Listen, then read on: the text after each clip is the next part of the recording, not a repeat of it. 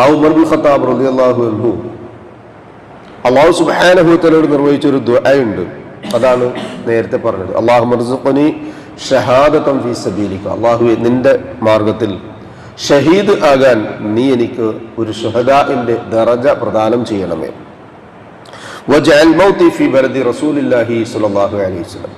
അല്ലാഹു റസൂൽ സ്വല്ലല്ലാഹു അലൈഹി വസല്ലമയുടെ രാജ്യത്ത് മരിക്കാനുള്ള ഒരു തൗഫീഖ് എനിക്ക് നൽകണമേ.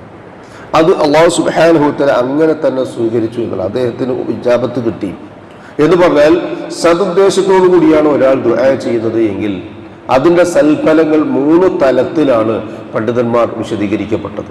ഒന്ന്, അദ്ദേഹത്തിൻ്റെ ഇജാബത്ത് ഈ ദുനിയാവിൽ വെച്ച് തന്നെ അള്ളാഹു ഖബൂൽ ചെയ്യും. ഇനി അതല്ല എങ്കിൽ അള്ളാഹു അതുകൊണ്ട് അയാൾക്ക് നേരിടാനുള്ള ഭവിഷ്യത്തുകൾ, ദുരന്തങ്ങൾ, പ്രയാസങ്ങൾ, രോഗം, പ്രയാസം, ബുദ്ധിമുട്ട് തുടങ്ങിയത് എന്തൊക്കെ